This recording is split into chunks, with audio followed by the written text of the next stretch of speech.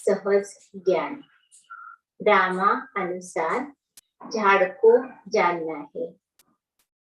चित्र तो बाबा ने बनवा दिए हैं। स्वर्ग में इन देवताओं का राज्य था ना, आर्य और अन आर्य। आर्य अर्थात पारस बुद्धि, अन आर्य अर्थात पत्थर बुद्धि। सच बताने वाले तुम हो, बहुत रहमदिल बनना है। कहाँ भी जाकर तुम सर्विस कर दिखाओ, कोई न कोई निकल पड़ेंगे जो अपना जीवन बनाएंगे। अच्छा मीठे मीठे सिकिलरे बच्चों प्रति माता पिता बाप दादा का याद और गुड मॉर्निंग। रूहानी बाप की रूहानी बच्चों को नमस्ते। हम रूहानी बच्चों की रूहानी बाप दादा को याद गुड मॉर्निंग। एक धारणा की मुख्य बातें से है, अंदर बाहर साफ रहना है। अंदर बाहर साफ रहना है। बाप से कुछ भी छिपाना नहीं है। बाप से कुछ भी छिपाना नहीं है। सच्ची दिल से सेवा करनी है। सच्ची दिल से सेवा करनी है। दूसरी पॉइंट सुनाइए। अपना टाइम सफल करना है। अपना टाइम सफल करना है। सर्व की आशीर्वादें लेने के लिए, सर्व की आशीर्वादें लेने के लिए वाचा व कर्मणा सेवा जरूर करनी है। सर्व की आशीर्वादें लेने के लिए वाचा व कर्मणा सेवा जरूर करनी है। रहमदिल बनना है। रहमदिल बनना है। सबका कल्याण करने का धंधा करते रहना। सबका कल्याण करने का धंधा करते रहना है। देखो वरदान क्या है।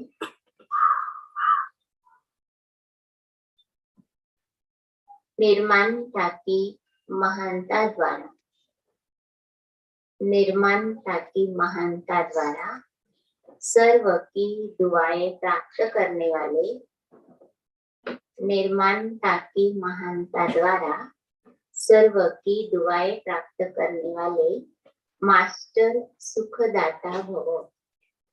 मास्टर सुखदाता भव। निर्माणता की महानता द्वारा सर्व की दुआएं प्राप्त करने वाले मास्टर सुखदाता भव। महानता की निशानी निर्माणता है। जितना निर्माण बनेंगे उतना सबके दिल में महान स्वतः बनेंगे।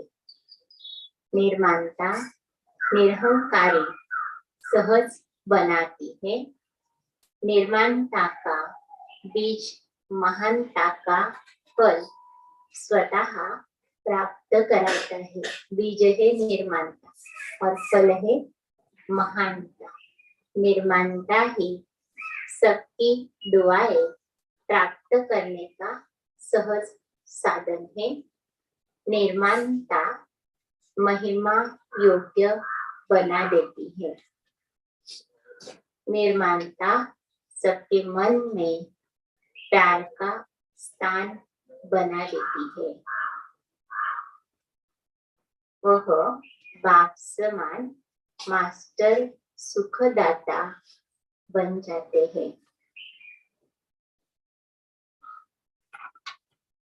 स्लोगन, श्रेष्ठ जीवन का अनुभव करने के लिए, श्रेष्ठ जीवन का अनुभव करने के लिए निश्चय का फाउंडेशन मजबूत हो।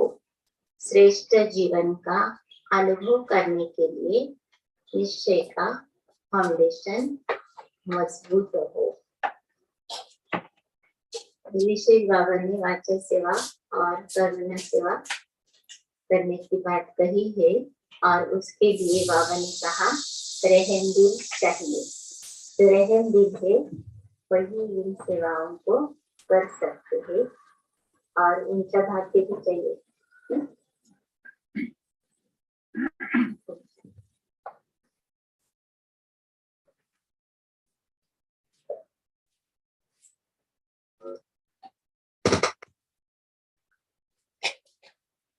पहले बाबा को याद किया।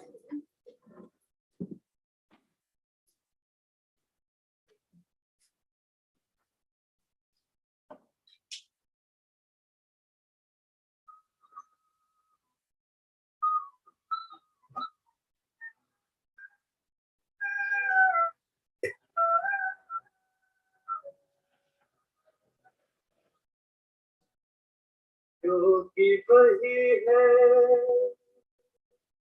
सच्चा जिसने अहंकार को मारा।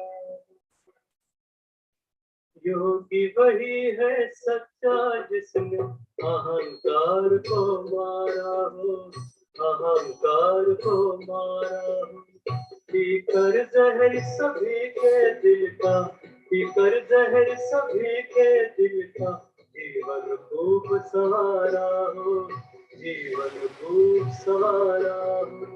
योगी वही है सच्चा जिसने अहंकार को मारा हो, अहंकार को मारा हो।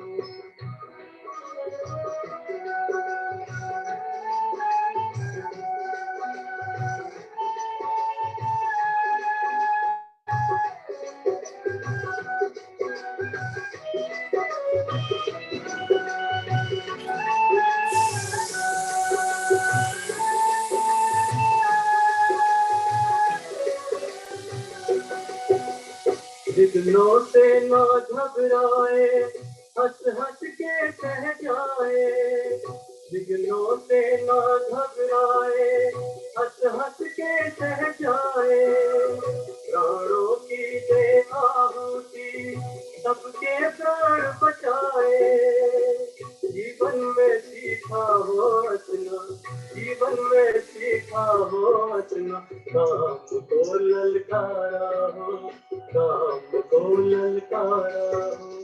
क्योंकि वही है सच्चा जिसने अहंकार को मारा हो, अहंकार को मारा हो।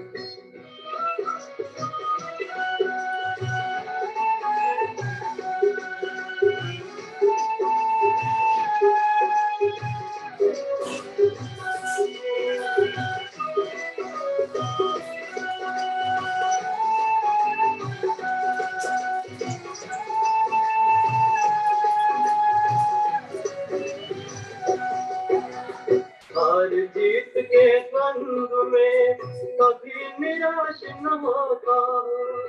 हार जीत के द्वंद में कभी निराश न होता हूँ। जीवन के छाए में तो खुशी खुशी भर लेता हूँ। हिमाचल में बसी हो करना, हिमाचल में बसी हो करना। मुख में ज्ञान की धारा हो, मुख में ज्ञान की धारा हो। क्योंकि वही है सच्चा जिसने अहंकार को मारा हो, अहंकार को मारा हो। पीकर जहर सभी के दिल का, पीकर जहर सभी के दिल का। जीवन खूब सवारा हो, जीवन खूब सवारा हो। क्योंकि वही है सच्चा जिसने अहंकार को।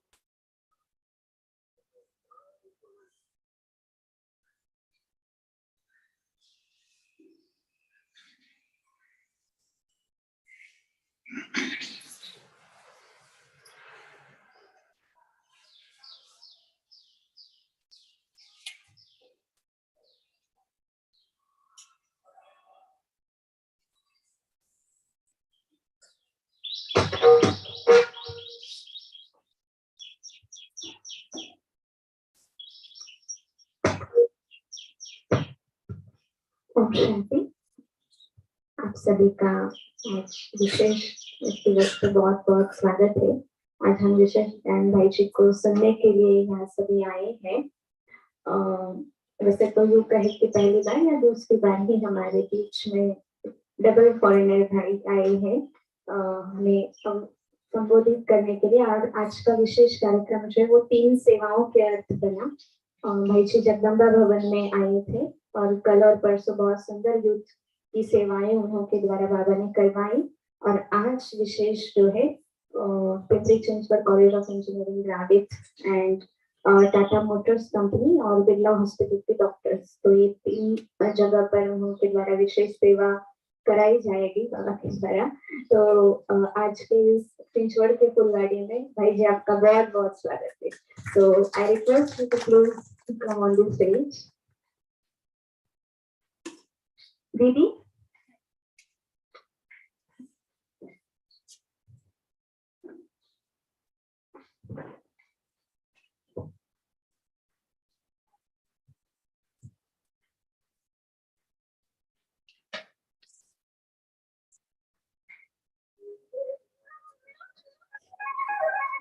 हम दीदी जी से निवेदन करते हैं कि भाई जी का तिलक और गुलदस्ते के द्वारा स्वागत करें। और आदरणीय मुकुल भाई जी से निवेदन करेंगे कि विशेष पुनरी पगड़ी के द्वारा उनका विशेष सम्मान कराया जाए। पुण्य नगरी में आप पधारे हैं। तालियों की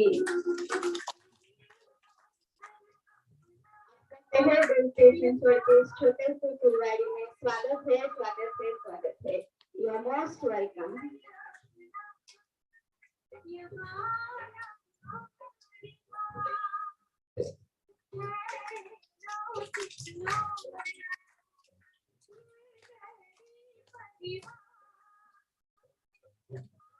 और हम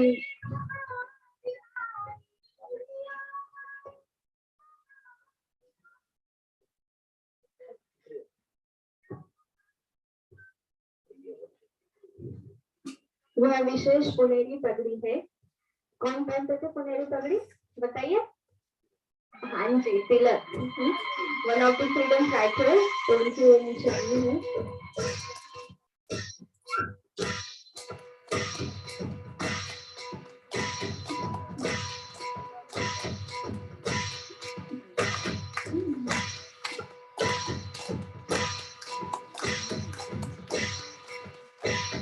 अभी हम अधिक समय नहीं लेंगे क्योंकि 8 बजे तक ही हमारे बीच में भाई साहब है, तो इसलिए हम निवेदन करेंगे उनको कि वह हमें अनुभव, वहाँ की विशेष सेवाएं, उनका पर्सनल जीवन का आध्यात्मिक यात्रा जो है उसका भी अनुभव बहुत अच्छा है। इसके पहले मैं सुशील भाई जी को निवेदन करती हूँ कि वह कृपया उनका परिचय हमें कराएं। सुशील भाई।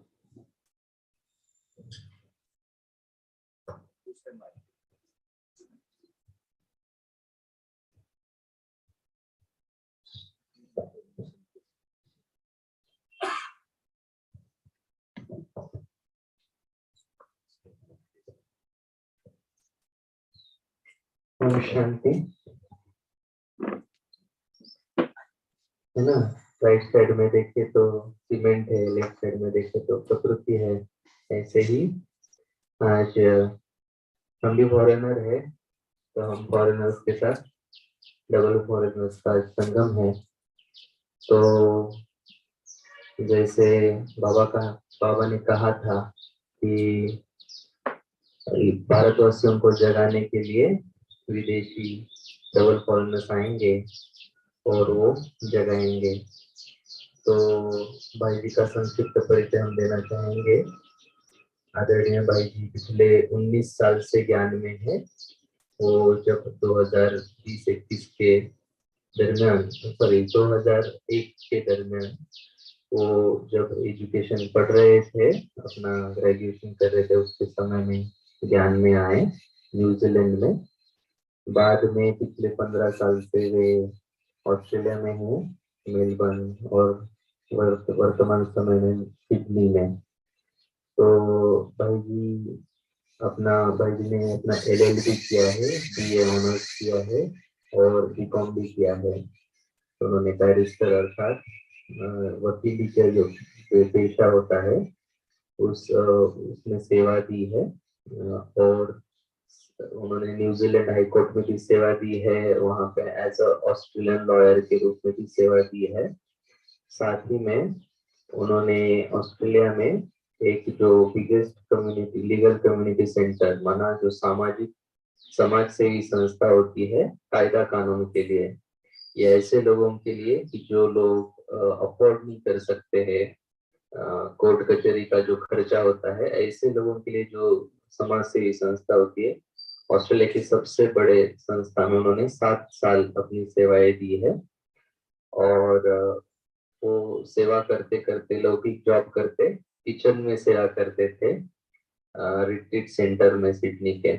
तो सेवा करते करते उन्होंने अभी समर्पित हो गए। और भाई जी कुमार है, बचपन से मना उनको आध्यात्म में रुचि थी, बहुत सुंदर उन्होंने कल जर्नी बताई अपनी कि ऐसा देश की जिनको वेजिटेरियन ये कंसेप्ट ही नहीं है पता, तो वो बता रहे थे कल कैसे कैसे वो धीरे धीरे बीके बने। तो बहुत रोचक अनुभव है उनका।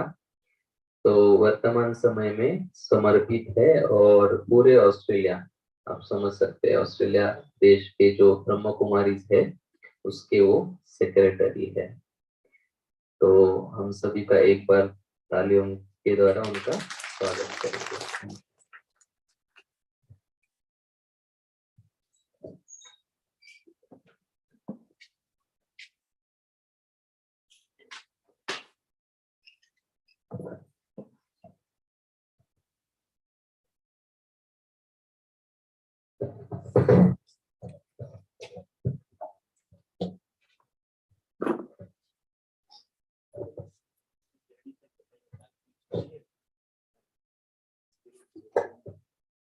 पूछ रहे हैं कि कोई विशेष बात आप उनसे सुनना चाहेंगे, उनके जीवन के ज्ञान में आने की जर्नी, या कोई विशेष चीज अगर आप सुनना चाहते हैं तो आप बता सकते हैं ताकि भाई वो पेश करें। क्या सुनना चाहेंगे? या पुरुषार्थ की बात, वहां के कुछ बात, क्या क्या सुनना चाहेंगे, पूछ रहे थे। They want to listen to your experience, spiritual experience of getting Baba and those things. Yeah. So, Prashant, good morning, and I hope you're all warm enough. It's a little cool. Sorry that you had to renounce your classroom to listen to me. सबको समझ में आ रहा है ना translation का जरूरत?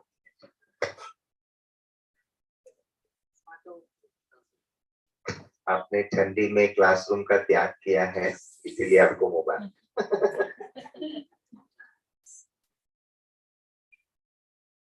So, as Sushil Bhai was saying, I came into Gyan in New Zealand in the end of 2001, and I've never felt that I found Baba, but Baba found me.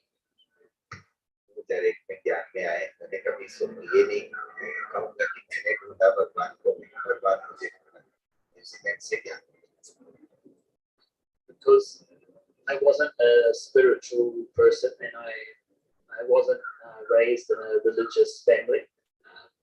So actually, before Gyan, I didn't believe in God. I was an atheist. So मेरा परिवार कोई ईश्वर पे मानने वाले ऐसे कोई धार्मिक परिवार नहीं था, और मुझे भी इंटरेस्ट नहीं था इन चीजों पर, और हम भगवान को ना मानने वालों में से, नास्तिक में से थे। I was just like a regular youth, wasting my time with my friends, playing video games, going out drinking, whatever, making trouble. दुनियावी तरीके से मैं व्यर्थ समय को गवा रहा था। So if someone had told me that by coming to this place your life will become like this, I would never have gone. मुझे अगर कोई पहले ही बता देता तो शायद मैं भटकता ही नहीं बचपन। It's a surprise or a shock to me that this is what would happen to my life. My interest was just to go and learn meditation, and as a university student, I just wanted to improve my focus for studies and exams.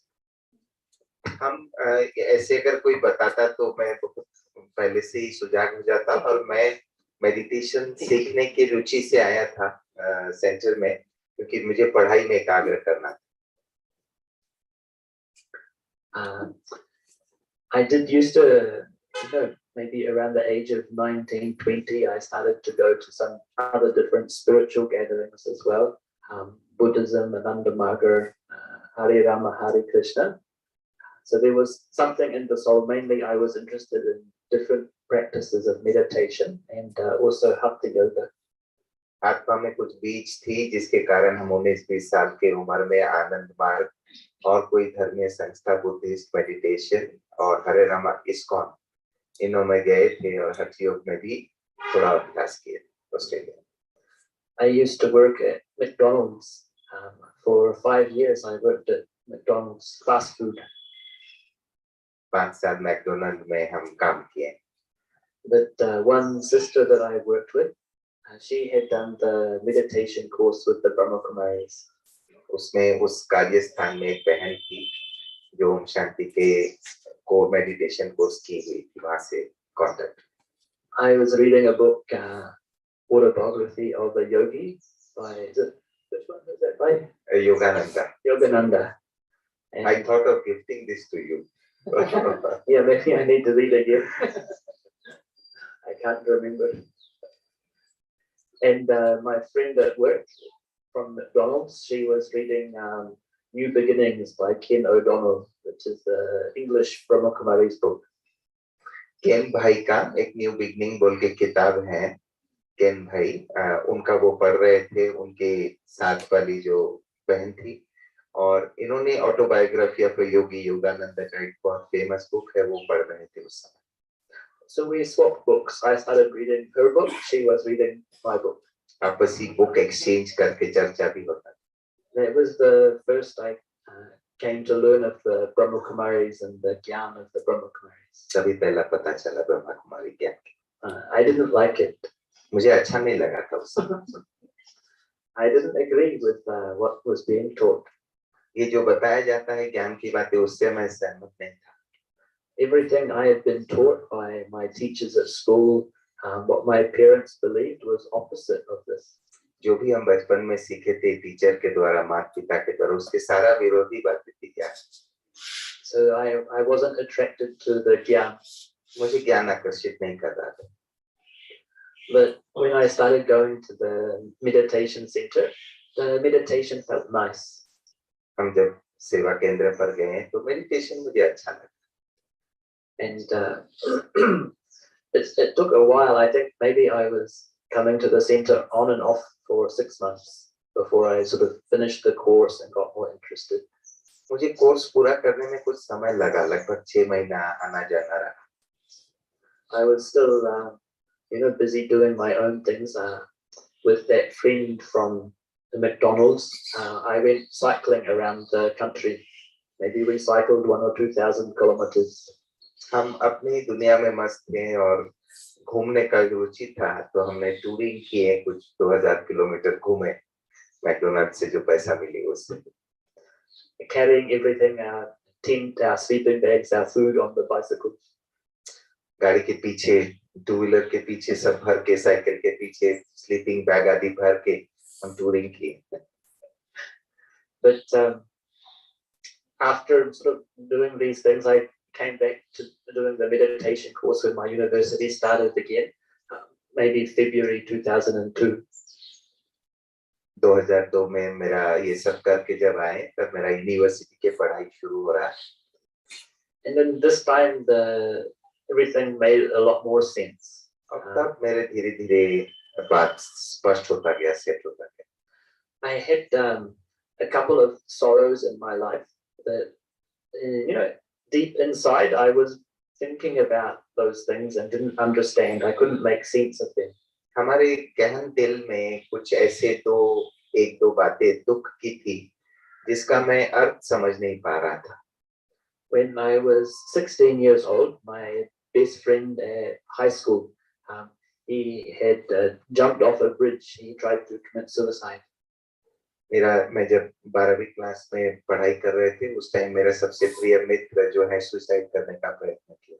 And that I felt very guilty and about that I hadn't done anything to help him. I didn't know about that. So inside I was holding this guilt. मुझे पश्चाताप की अनुभूति होने लगी. मैं उनके सबसे घनिष्ठ दोस्त हूँ और मैं कुछ कर नहीं पाया इसके लिए. I remember in my first trip to Madhuban, maybe after being there 1 or 2 weeks, I developed a very heavy fever. मुझे याद है कि मधुबन के पहले सफर में 1-2 हफ्ता रहने के बाद मुझे बहुत ज्यादा बुखार ऐसे हुआ था. And when I went to bed and was sleeping, I had many dreams about my friend and what had happened. और जब मैं घर में रूम पे जाकर सोया तो मुझे बहुत सारे सपना उस मित्र के बारे में दिखाई दिया कि क्या हुआ था उनके साथ. And I felt like after that the fever broke, and it was like that guilt came off my heart. और ये अनुभूति के बाद जब हमने उठा तो बुखार भी चले गई और जैसे कि हमारे अंदर की जो पश्चाताप की भावनाएं थी वो जैसे कि हमसे निकल गया. Somehow, like the feelings inside that were unhealthy were being held inside, and it came out through fever. जो अशुद्ध भावनाएं हम दिल की भावनाएं रखे थे अंदर वो जैसे कि बुखार के रूप से प्रत्यक्ष होकर निकल. And the other thing that was a sorrow in my life was when I was 19, my brother left the body in an avalanche accident, mountaineering accident. दूसरी दुख की घटना मेरे जीवन में 19 साल की उम्र में हमारे जो भाई हैं वो माउंटेनियरिंग करते समय हिम के जो स्रोत आते हैं बर्फ ऐसे स्लाइड होके आते हैं उसमें उन्होंने शरीर छोड़ा. And at that time I started to think more deeply about life. What is the purpose in being alive? Why are we here? This has happened to me, but many people every day are having such sorrow. People are dying all the time, and I'm not thinking about the impact on their lives. Previously, I'm only thinking about myself and what I want. उस समय हम जीवन के जो प्रश्न है जीवन का अर्थ क्या है ये सोचना शुरू किए और आसपास कितने सारे लोगों का देहांत होते हैं उसके बारे में तो हम कभी सोचते ही नहीं थे. तो मुझे सोच चलने लगा इस पर. Even though at the time I didn't feel like I was searching for something, but it's when I look back that I realized that because of those sorrows, it was inside making me move to look for some answers. मुझे उस समय ये महसूस नहीं हुआ कि मैं कुछ ढूंढ रहा हूँ, लेकिन अभी मैं जब देखता हूँ जीवन के वो पुराने दिन तो मुझे महसूस होता है ये दुख की घटनाएं जो है मुझे ढूंढना सत्य को ढूंढने के लिए आगे बढ़ा. Actually, when I first heard the knowledge of the soul, it made me feel confused. If someone's a soul and they've left the body, then why would I feel so much sorrow? Because they didn't die, so I shouldn't be upset. तो जब मुझे आत्मा का ज्ञान मिला तो मैं confuse हो गया. मैं मूंझ गया कि भाई अगर आत्मा अविनाशी है तो मुझे दुख क्यों हो रहा है. फिर वो मरने से कोई व्यक्ति का देहांत होने से मुझे दुख क्यों हो रहा है. I remember one time in meditation in my house, I was fighting with Baba in my mind. मैं बाबा से एक बार याद है घर में मेडिटेशन करते हुए झगड़ा कर रहे थे बाबा के साथ. The fight was about, okay, if I'm supposed to be the soul and you're telling I'm a soul, why do I still have this pain inside? मैं बाबा से झगड़ा किया कि बाबा आप कह रहे हो कि सब आत्माएं हैं. ठीक है मैं आत्मा हूँ अविनाशी हूँ तो दुख की महसूसता क्यों हो रहा है. If the person, my brother, hadn't died, then why do I have pain? मेरा भाई गुजर गया तो मुझे दुख क्यों होनी चाहिए अगर मैं आत्मा हूँ. And in that argument with Baba, I felt like something that was like a burning on my heart just off. और इस बाबा के साथ ऐसी मीठी बहस करते समय मुझे एहसास हुआ कि जैसे कि वो जो बातें थी वो जैसे कि निकल आया हमारे से बाहर. So it's like some boon or blessing from Shiv Baba that this just got taken away. ये जैसे कि वरदान है, बाबा सारे दुख जो दो मुख्य गम थे वो हमारे से निकाल. But I don't feel it's like actually the pain or the suffering that we can feel. It's not like of just this birth. It's like when someone leaves and that attachment breaks, it cuts inside something that's been cut for 63 births. तो ये दर्द केवल एक जन्म के किसी का साथी का देहांत होना ऐसा नहीं है, परंतु किसी का देहांत बिछड़ना हमारे साथ हमारे 63 जन्म के जो जख्म है उसके ऊपर जैसे कि नए जख्म क्रिएट करता है. Just in this birth it can feel like it's about this life, but deep inside actually how many times has my mother, father, brother, someone close to my heart died? It must be hundreds and hundreds of times. कितने दिल के टुकड़े हुए हैं किसी देहांत होने पर, इस जन्म के नहीं अनेक जन्म के, सैकड़ों बार. So it's like it opens something in the soul, a sorrow from many lives. तो ये दुख की एहसास जो है केवल इस जन्म के नहीं है, ये एक पूंजी बन गई है कि जैसे कि दुख के. The reality is that the sorrow is from attachment. Actually, sorrow is from body consciousness. सत्यता ये है कि दुख जो है वो मोह के कारण है, देह भान के कारण है. I didn't know my brother in his whole life. I didn't know him as a soul. I only knew him as a physical being. मुझे अपने भाई को देह ही दिखाई देता था, मैं तो आत्मा रूप से कभी समझा ही नहीं. It's a different consciousness to understand that he's the being of light inside that physical body. And how will some other family have the happiness of a child if he can't go? ये चैतन्यता, ये समझ तो पैदा नहीं हुआ था कि वो अविनाशी आत्मा है, और दूसरे कोई परिवार में, ये बहुत गहन बात कह रहा है, दूसरे कोई परिवार में आनंद कैसे आएगा, एक बच्चा का आगमन का आनंद कैसे आएगा अगर वो यहाँ से ना जाए. तो किसी के घर में बच्चा का आगमन ही नहीं होगा तो उस घर के आनंद कैसे होगी. So with Gyan, Baba makes us see such a bigger picture. The whole story is there. In body consciousness, we just look at this much, and because we look at that much, we feel pain. हम देह भान में आकर केवल उतना ही देखते हैं और उस देह भान के कारण हमें दुख की महसूसता होती है. तो बाबा हमें विशाल बुद्धि बना रहे हैं. So when we see the bigger picture, the journey of the soul, it reduces so much any sorrow we feel. तो आप जब टोटल आत्मा की पूरा 84 जन्म की यात्रा को देखते हैं तो दुख कितना कम हो जाता है. So when I came to Baba, I really felt like he was answering questions in my heart, and it was like I didn't even know I had those questions because all my feelings I squashed down inside.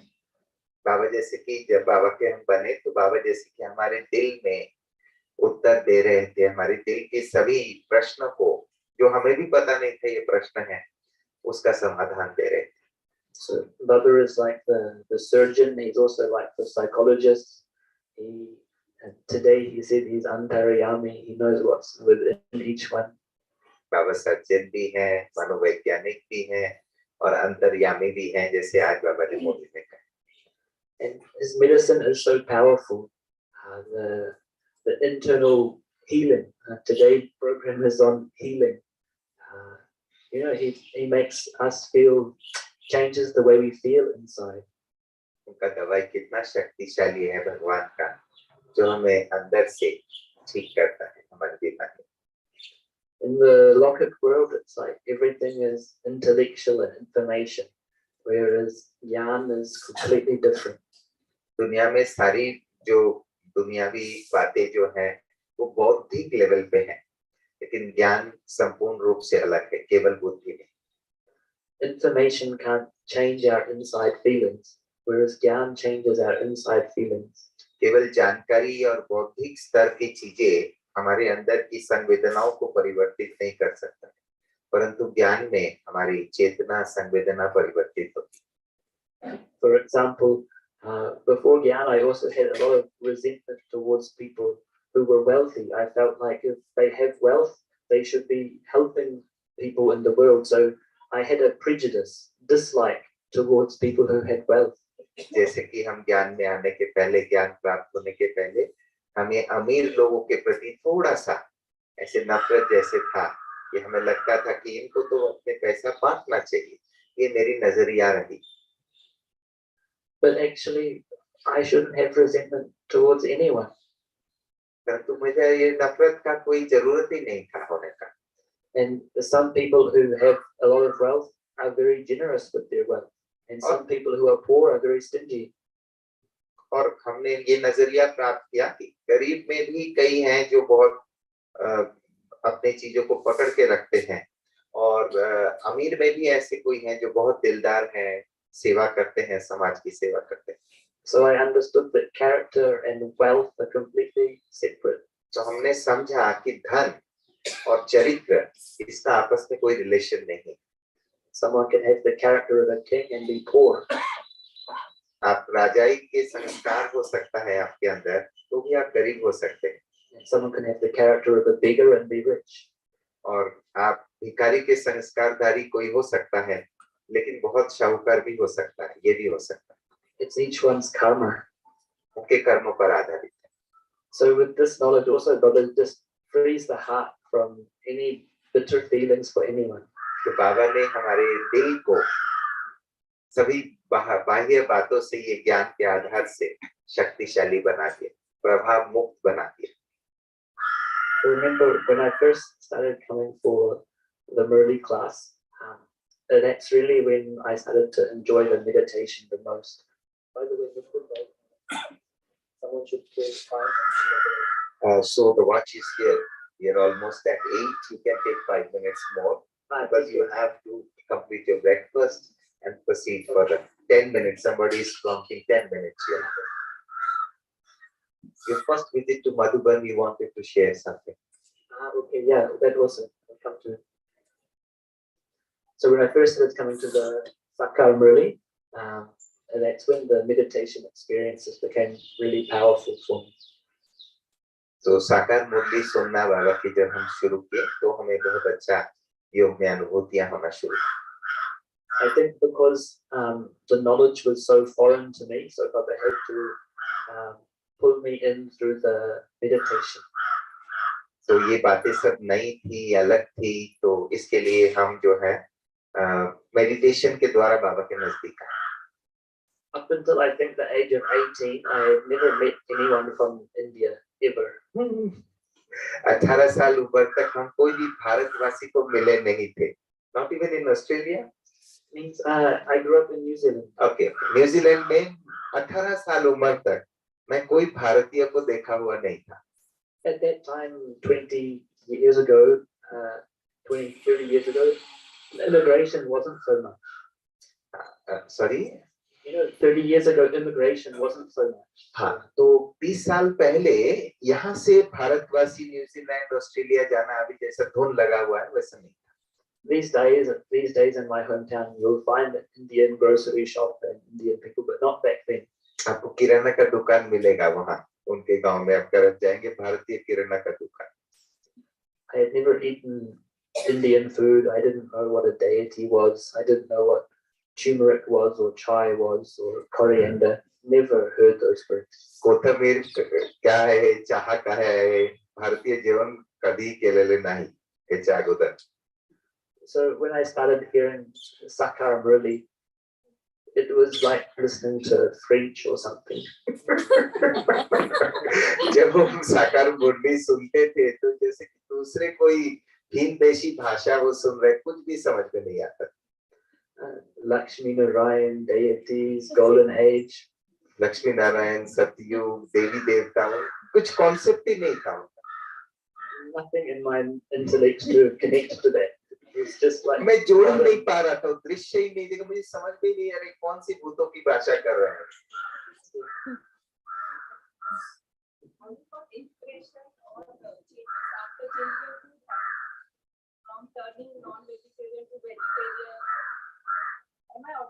Yeah. But the question is like how I got inspiration to do that.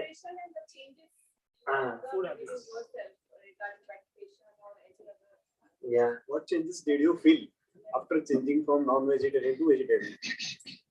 I think it wasn't until I was about 14 or 15 years old that I heard the word vegetarian, even heard the word. शाकाहारी शब्द में 15 साल उम्र तक जानता ही नहीं था, सुना पहले 15 साल. I saw on TV, and so I asked my mother what is vegetarian. TV में मैं देखा, मम्मी को पूछा कि ये वेजिटेरियन शाकाहारी क्या बात कर रहे हैं, ये लोग क्या है, वो क्या होता है? Because that community in New Zealand, in those days, I think the population of sheep was 50 million, and the population of people was 3 million.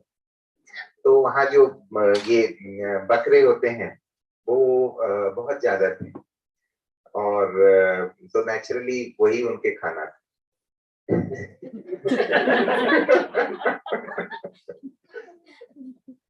And my How did you keep account of sheep? Anyway, it used to be a joke about New Zealand that Australia would make, that they have more sheep than people, that the country would like a. So that my auntie and uncle also were farmers, so I had sometimes seen the killing of the animals, and the freezer will be full of meat and all that. उनके मामा मामी जो थे वो शेतकरी थे, लेकिन ये पशु पालने वाले शेतकरी थे, तो फ्रिज में ऑलवेज मीट भरे हुए रहते. So the culture was like that. Means I don't think, like, I never knew anyone who was vegetarian until after high school. तो रस्म रिवाज ही वैसा था. And it was very strange to meet someone who had that food habit. तो इसीलिए वो food habit का आजमाना वो बहुत अजीब था. But coming to Baba, I just adopted everything, and really Baba's power was there. तो बाबा के ज्ञान में आकर मैं बहुत जल्दी इन चीजों को आजमाया, क्योंकि बाबा की शक्ति हमारे साथ काम कर रही थी. He left it in one go or gradually? I think within the space of 1 month, my food habit changed. I stopped drinking alcohol. I had previously stopped smoking cigarettes maybe 6 months prior to the course.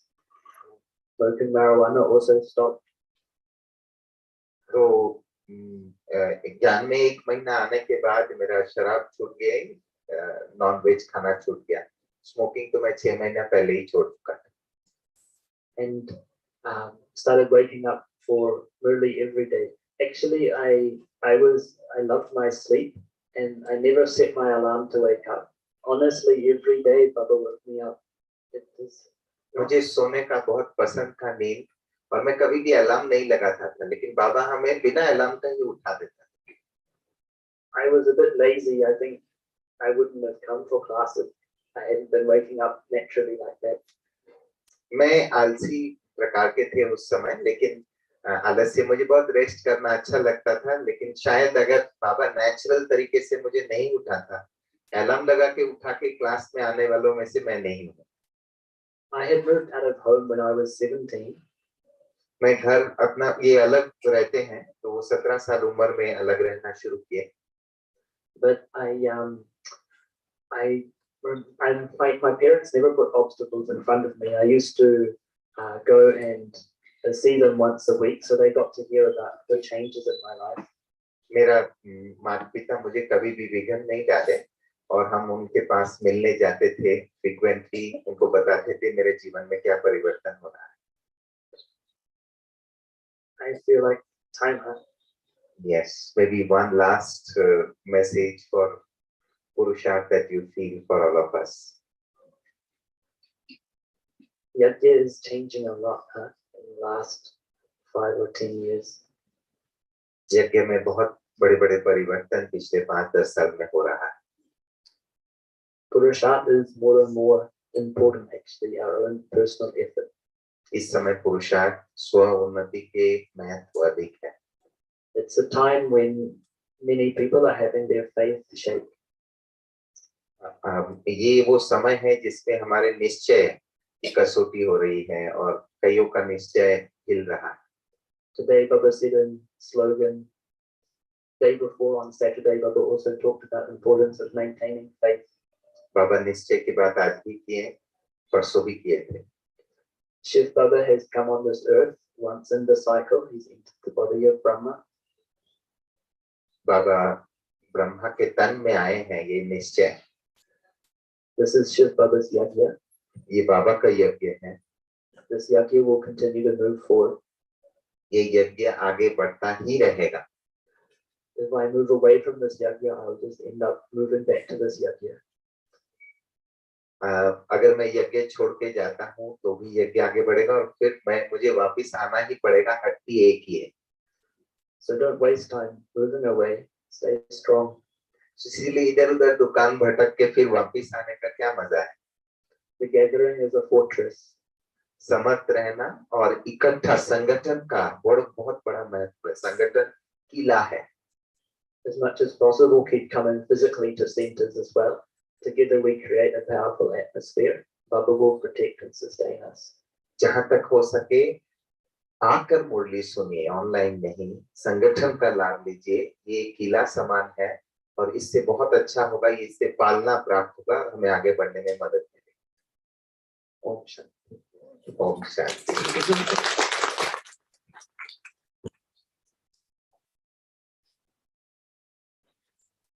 Om Shanti.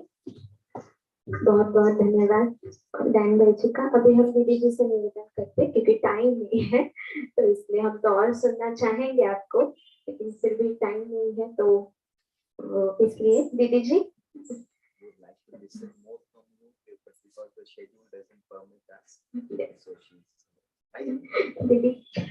दीदी vote of thanks देंगे और उसके बाद 2 minute आप सभी योग में बैठेंगे। भाई जी नाश्ते के लिए अंदर जाएंगे और आप सभी पीछे टोले लेते हुए जाएं। सभी शांति में प्रस्थान करें। आप सभी खुश हैं?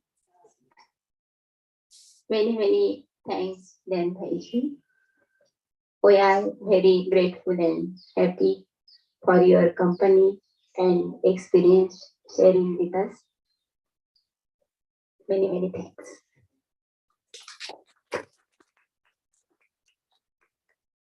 So 2 minutes meditation.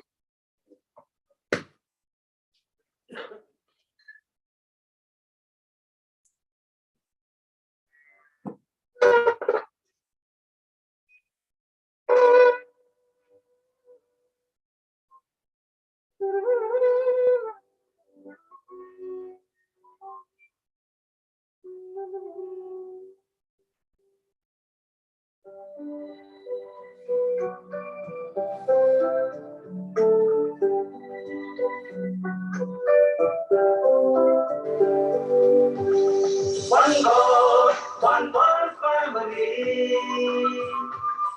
One God, one world family. एक यही आवाज हर दिल से निकली। एक यही आवाज हर दिल से निकली। One God, one world family. One God, one world family. विश्व एक परिवार है। विश्व एक परिवार है। एक पिता के हम सब बच्चे, ये अपना संसार है। One God, one world family. One God, one world family.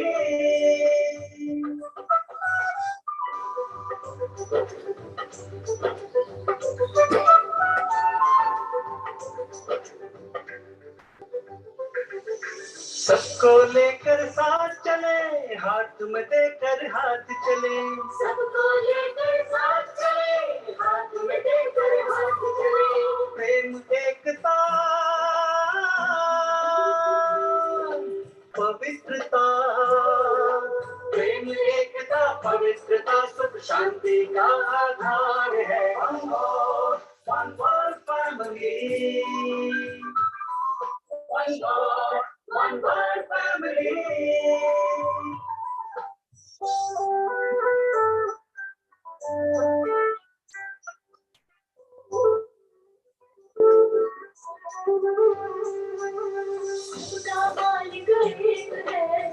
कैसा मतभेद है, सबका मालिक एक है, फिर कैसा मतभेद है। एक बने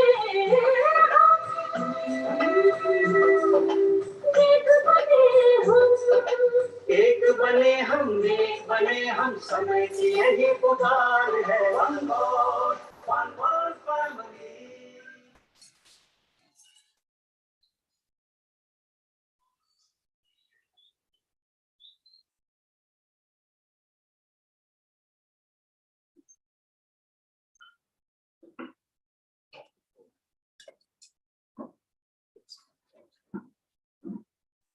Thank you.